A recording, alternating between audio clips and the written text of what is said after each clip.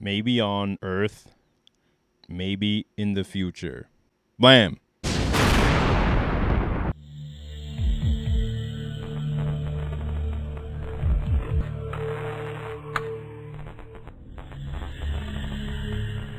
I've never heard another sequence of 7 words that inspired such mystery and mystique at the beginning of a story than I heard in the beginning chapter of Tsutomu Nihei's seminal series, Blam. When I read this, I was instantly hooked. I was like, okay, I have to read whatever this story is. It's complete mystery, but I want to figure out what this mystery is. There's no context, and I need context because what comes after is just so interesting. Before before there was like back rooms, before there was the concept of liminal space, before it was like trending online, there was Blom or Blame. This manga was here before all of that. This is actually the new remastered edition. I'm pretty sure this is an official source from omoi.com. But this actually doesn't have the beginning words. Like when I picked it up from uh like a bookstore, I was waiting to see like, hey, where's the actual words? But they weren't written in the master edition. I was just like, what the hell? And I'm pretty sure maybe that was done in like the Tokyo Pop edition, because even here there's supposed to be like the title just written across the sky there. And I guess they changed it up for the master edition, which is an interesting choice. I mean, I liked how it was written before, where it was just blame written across the sky, and it's just like the electricity, and it's just like boom, we're in this world. This is what it is, and it's just this infinite, vast space that's inside. That was the thing that struck me the most. Is like, wait, this is an entire place inside, and yet they're on a bridge on the inside of a place that looks like there's supposed to be a an office building here on this side and then some type of structure on that side, but there's no human made anything around. And I was instantly hooked just from the opening image. I wanted to know more. I wanted to see more what was going on. We had a character, we had some walking around this place, and I wanted to explore it and see what it was all about. Um, and then we get right into it. We get our main character. His name is Killy or Kyrie or Kiri in some some pronunciations. It's just kind of weird. But he has this really sick gun that shoots through everything. And it can shoot for miles. So anytime he shoots it, it blows him back. Like there's a ton of kickback to it because the bullet itself will shoot through anything. It will rip through anything, and then it will shoot for several miles away from the original blast point, and it'll blow him back. And I think that's where the the term blom or blam or blame comes from. It's just from that sound effect that comes from him shooting the gun. Blam. And I always thought that was so sick, so cool. And the whole story is just like that. It's him walking around this insane megastructure, impossibly large, impossibly big, with like the structure itself has no regard for human life at all. And he encounters these weird, uncanny creatures or monsters that are just trying to kill him, or just moderate, like not not exactly enemies or whatever. And then he fights them, has to shoot them. When he shoots, let me see, the blast goes on for miles. Okay, so yeah, here's one of the best scenes in the first chapter. And you can tell, like, just from the way this space is arranged, like this, the creator, first of all, he's an architect. So, or he went to college for architecture. And so he's able to visualize these like insane impossible spaces and give them some sense of reality, because he was an architect and he just knows how to put shapes together in and arrange them in space and then put them on a two-dimensional page. And so we get this scene here. There's some blasts, some shooting, some missiles, and he's keeping a good record of where everything is, where it all is in space. One of the towers or one of the statues falls and then crashes across the insanely long staircase that they're walking across, and then it just crumbles, and the dust flies up. And we're about to get a shot here from Killy in one of these. I haven't read this chapter for years, but he's about to shoot his gun, and it's gonna be really sick when he does. um, he sneaks up on one of them. Okay, he cuts her in the head, but then he shoots somebody else. Ah, here it goes. Shoots right there, and it's like blam, and then like we see how high the shot goes up. And it didn't really kick him back this time, but he shoots right here, and then the shot goes up like several stories, maybe even, yeah, several stories into the sky, and there is no sky here. That's another thing. All of this is taking place on the inside.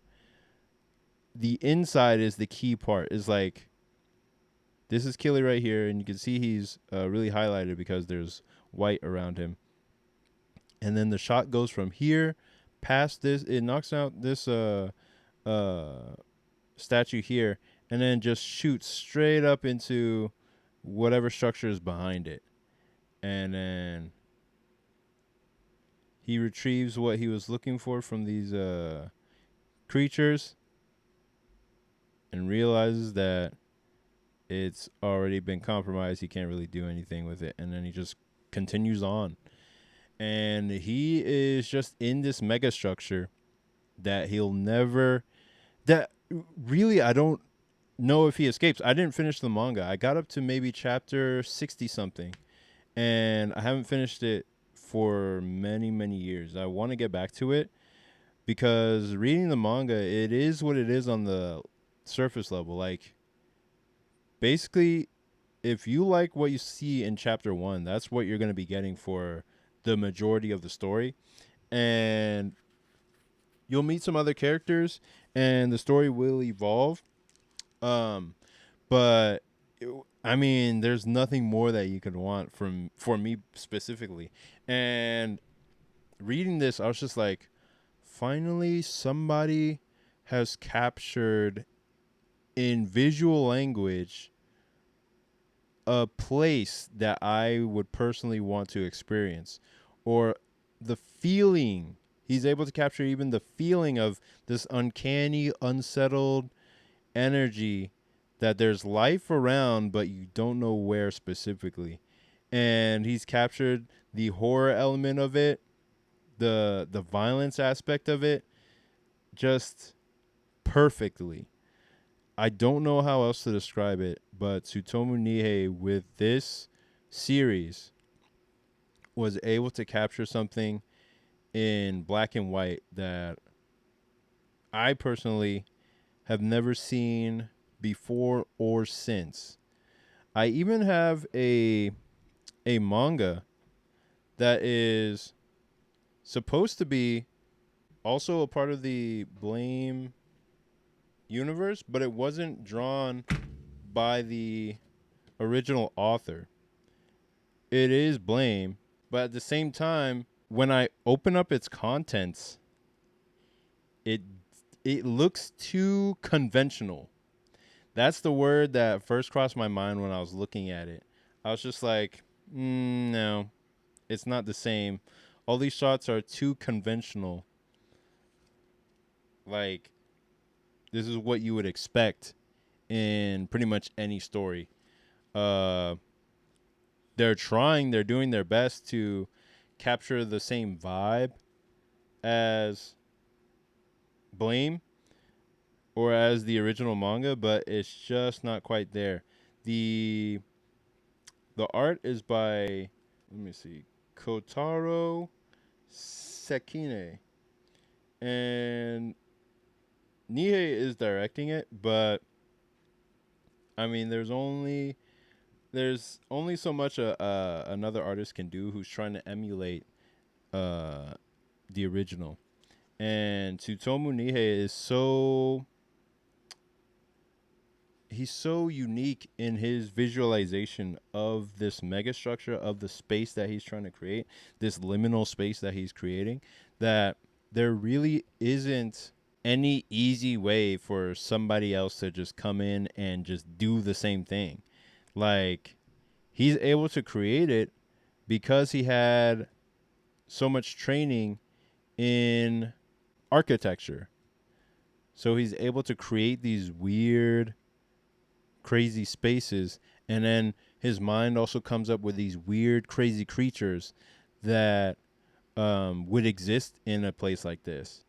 And he's also able to give you a character that is going to be able to walk through these spaces and be able to do some damage with the gun that he has that is also impossible to create.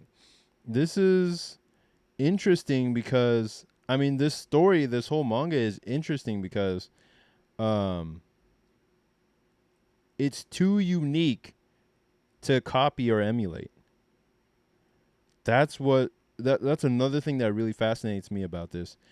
You're not going to see this in America, and you're not going to see this in America, and nobody is going to get hired drawing like this. You know what I mean? Like, it's too weird and out of the ordinary. Like, this here especially looks beautiful. Beautiful to me. It's really dark, crowded, and almost impossible as a space to even exist. If you fall, what happens? Don't know. It's so dark, and I just don't know. I don't know how else to describe it. It's just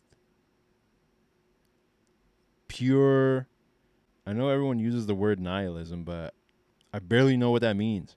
So I'm just like, yeah, this is like just, I guess it's like darkness without any course for light or any like recourse for light.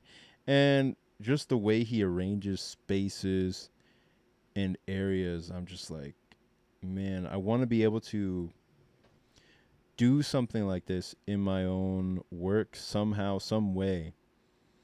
But I'd have to create an entire world. Like, this is not something you could do with a conventional story.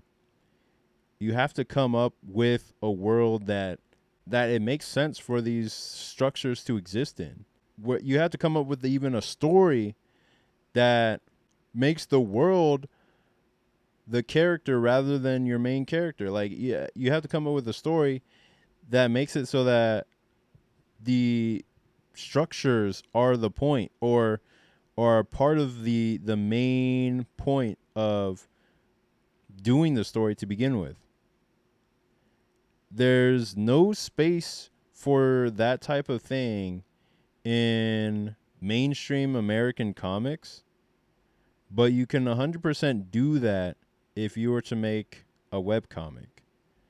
And that is part of the reason, like mostly the reason why I do web comics in general, is because you can actually do anything. You can do something weird and eclectic and crazy like this that's just so tied to your personal tastes and to your actual strengths and abilities that nobody else can copy you and do it like you're doing it. You don't even have to be in the manga industry to make something like this. You can do it on your own. And I'm just so glad that somebody was able to put together all their thoughts and ideas to make something like this. I have a few things by this creator, and I want to get more. I need to get more. I need to get all of Blom or Blame. I want to get this one called Abra and Noise. So I have Biomega. I have Biomega 1 and 2. I just found those at my favorite store, Half Price Books. And I was just like, oh, this is a little expensive, but fuck it. I'll grab them there. I'm never going to see these again. So Biomega is another one. It's kind of like Blame. But this one just operates off the rule of cool. Like the first chapter, you're just seeing this main character drive through on a motorcycle. He's driving through a mega structure on a motorcycle, and he's shooting things with his gun. And the gun is cool. It's cool like Blame's gun, but in a different way. And so I have that, and then I have a volume of Knights of Sidonia, which also has a great play on space, the way he does uses space. But this one's more conventional in terms of how he's telling the story with characters and whatnot. He's still having like creative uses of space, but he has more characters involved. So it's a lot more different. And both Knights of Sidonia and Blame have a anime from that's on Netflix. And I like seeing how other creators try to interpret his worlds, because the Netflix Blame movie is not the same as the OVA from the early 2000s, where they were trying to adapt bits and pieces of the manga and turn it into animation. That is a subject for another video, but it's very interesting to see what colors they were trying to use to put some life into this black and white world, which looks perfectly perfect in black and white. It just doesn't even need color. But yeah, I just wanted to introduce you guys to Blame, one of my biggest inspirations in the world, something that existed long before the trendiness of liminal space or the trendiness of the back rooms, that kind of thing. Like he was doing it. He nailed the feeling. He nailed that feeling of exploration of an impossibly large space with impossible uses of space that a human wouldn't even be able to that isn't made for humanity. But he was able to nail that and ground it and give it a level of realism that nobody else has been quite able to capture. But I'll show you more of who I've been able to find over time. But yeah, that's pretty much it. If you want to see my latest attempt at trying to capture my own style, you can check out my latest webcomic, Saintly. It is a demon chase horror action comedy about two best friends who have to outrun the demon loan sharks that they borrowed from. Basically, it's like Scooby-Doo meets K-pop Demon Hunters without the K-pop. And the story backs the main character into a corner where she has to decide between the hard path to success or lose her soul to the lure of easy money. And we get to see the ramifications of her choice, and if she can hide this deal with the devil from her friend, or if it will tear them apart. And I hope you read my comic in the description and check out the story. It should appear in your email inbox or your spam folder if you don't see it. But that'll be it for this video. Thanks for watching. Please rate, comment, and subscribe, and I'll see you in the next one. Peace.